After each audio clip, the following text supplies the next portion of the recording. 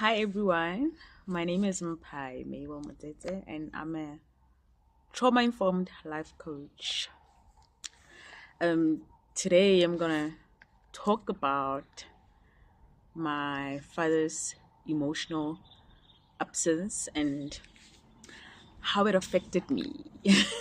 Okay, I made notes, so whenever I look down, just know that I'm reading from the notes that I made. Yeah. Um, okay, my dad never told me that he loved me. Um, he never took me out on dates or spent some quality time with me. Like those little ice cream dates or not even ice cream dates, just enjoy like taking a walk in the street or in the park. But enjoy like we never spent quality time together. And he never complimented me. In fact, I remember a time when he looked at me like with so much disgust on his face, and he told me that I looked like a pig, you know? Yeah, those are some of the things that I remember. That was his that was the one compliment that he paid me. And he never attended any of my matches. I used to play hockey like in high school and primary, and he never attended any of my games. But funny enough, he would attend my disciplinary hearings. He never attended any of my games or my prize givings. Like, he never attended any of the good things. He only attended the bad ones. Is disciplinary hearing something bad? But yeah, he you catch the drift. You get what I'm trying to say. And he was there financially. Financially, like, we're covered. Like, we went to a good school. We used to wear like nice clothes and eat nice food. Like back in the day, like Woolies was the thing. So yeah, we used to like eat food from Woolworths, and we used to wear. Do you remember that label, Pro Action? Yeah, we used to wear like clothes from Edgar's, like like back in the day, like Boriboko, Pro Action, and Levi's. Like when you were wearing those things, like we knew that. Fine, okay, we thought it wasn't a fact. We thought because sometimes the people like would buy them on credit because our parents had clothing accounts, eh? And I kind of like back then, like we didn't know. When I like we're just okay, like looking nice and wearing Pro Action and all of that. But yeah, no shame. Like we had a roof over our heads. We grew up in the burbs. We went to a Catholic private school. We ate good food. Um, we wore good clothes. Yeah, so financially, he covered everything, but emotionally, he covered zilch. He covered nothing. And I'm not here to bash my dad because he did the best that he could with what he had, the best way he knew how. Because he also had traumas of his own, you know. And those are one of the things that actually helped me, like, to forgive him. And um, I remember, like, not like I'm a very affectionate person, like, period. So I remember, like, whenever I used to go to him for affection, he would treat me like an irritating fly. Like, like something that's just irritating. Like, he just wanted to get rid of me, you know? And now, like, I just wanted to be affectionate, but yeah, not like he wasn't taking any of it. Like he would just get rid of me as if like something that is just irritating. Like, and yeah, those are the things, those are some of the things that I can remember that he did as an emotionally absent father that affected me, and I remember like what I used to always try to win his love because I thought that there was something wrong with me, because in most cases when somebody is abusive, whether physically or emotionally or otherwise, the person that's being abused usually thinks that there's something wrong with them. You don't think that there's something wrong with the abuser. Like you start questioning your own sanity, your own worth. So I remember I used to think that something was wrong with me. I didn't hate my dad. I just started hating myself, questioning or like, why doesn't this person love me? Why can't this person love me? Maybe there's something wrong with me, you know? And I remember that I started dressing up like a boy. I became a tomboy because I thought like maybe if I was boy-like, then maybe he would just budge, maybe he'd start loving me, you know. Yeah, I started buying boys' clothes and I became a tomboy, and I also started playing football, like back in primary and high school, but it wasn't a full-time thing. There was something called Five-a-side, like it was an annual event. So yeah,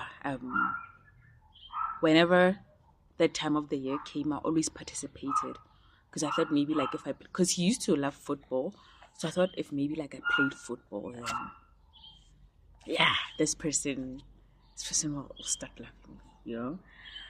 And oh, I remember I also used to watch Canadian Soccer Zone. Do you remember? I don't know if like some of y'all remember it. It used to play on Mondays at 9 p.m. Yeah, whenever like he was watching it, I remember like I used to sit in the lounge with him, thinking like maybe it will be a way for us to bond. Like like no, like maybe he'll start showing me some love. you know. But did he budge? Nope. And I cut my hair. Um, okay, I know like my hair is already cut. I know I'm already bald, but back then, like I used to do ice and cut. I don't know if like some of y'all remember it.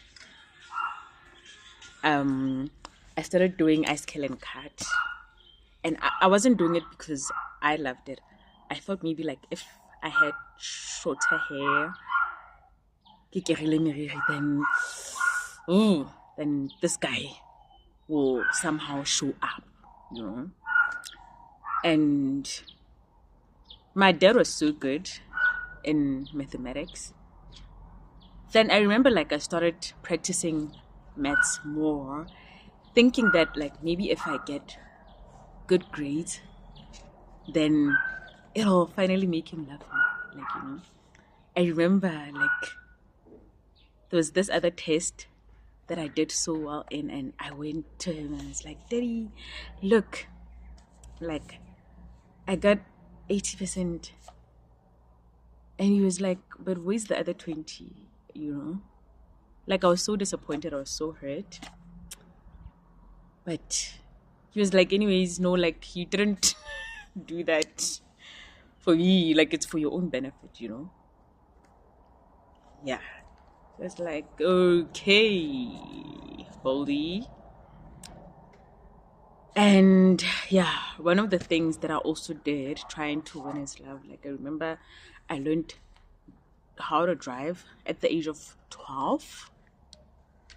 Guys, for a girl. maybe that's a limiting, I don't know.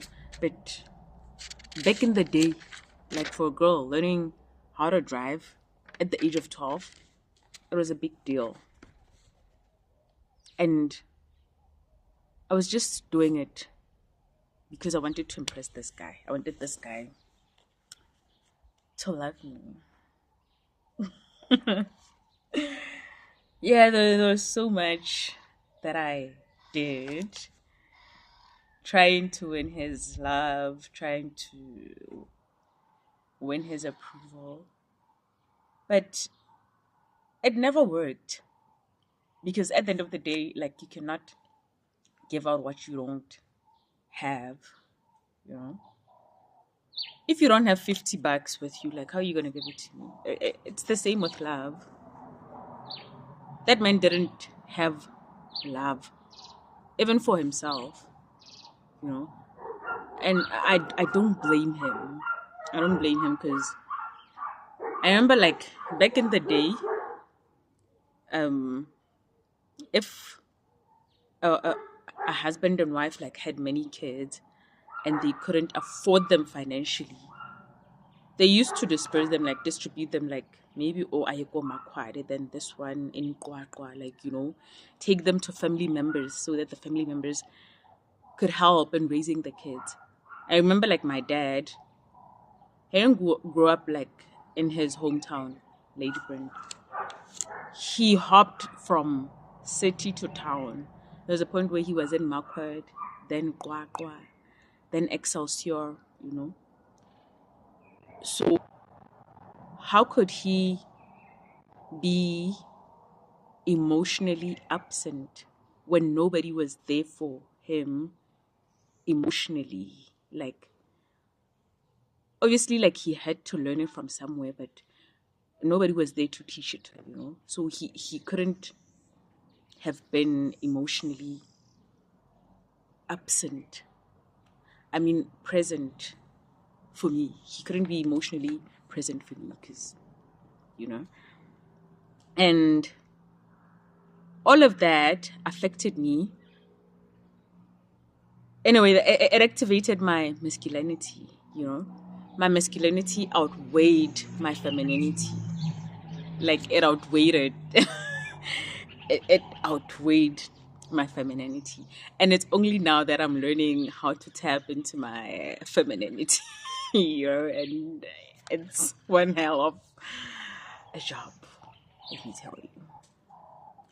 And it also conditioned me into thinking and believing that you have to work hard for love, that love doesn't just come easily. Nobody's just gonna love you. Like, you have to work hard for it,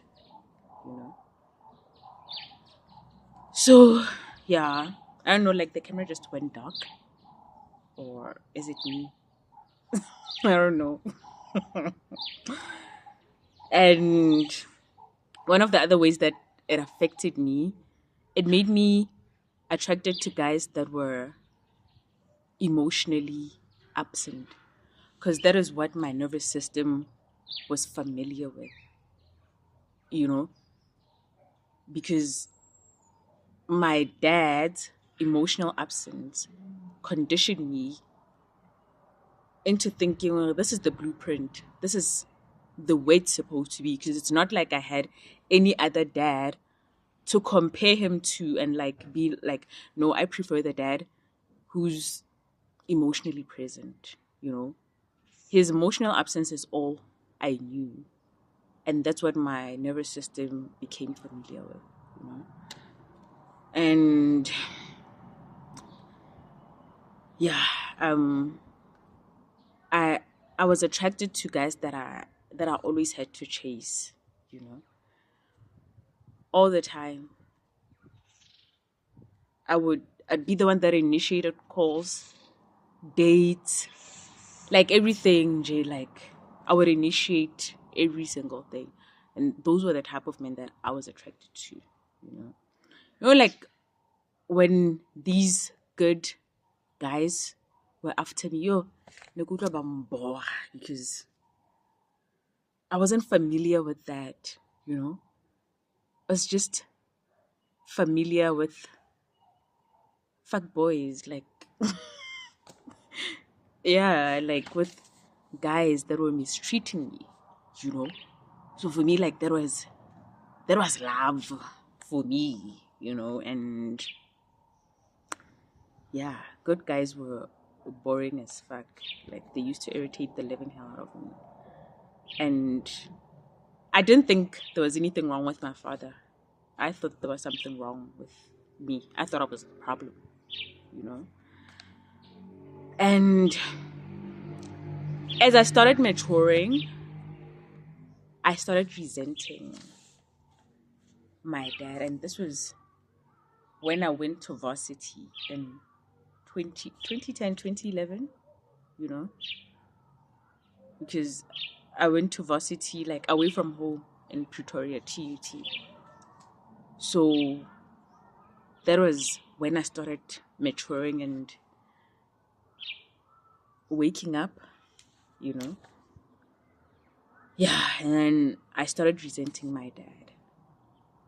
And when I started resenting him, for some weird reason, he started showing up, like he would call me daily just to check up on me. Like sometimes I'd just look at the phone and not answer it, like, yo, abaqalile, o batlang jwalo, you know, because I wasn't used to that, especially coming from him. I was just used to like this mean guy, and this is who I know him to be, like, so him showing up for me, like, yo, it was overwhelming my nervous system. Like it was like, dude, are you dying or something?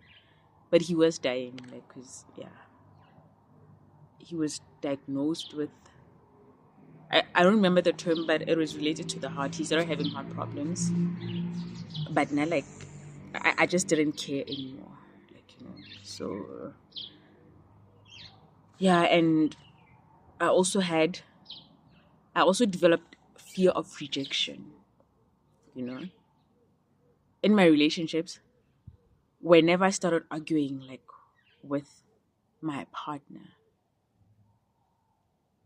I would just immediately end the relationship. I'd just dump the person, because in my head it's like, why is this person fighting with me if they love me? So to protect myself, I would end the relationship, because in my head it's like, no, this person is going to end things. This person is going to dump me. So let me dump them before they dump me, So I was just protecting myself. I didn't know that, no, like, it's normal to have arguments in a relationship. Like, conflict is normal in every relationship. And imagine I'm 35 and I'm only learning that now. But we listen and we don't judge, right, guys?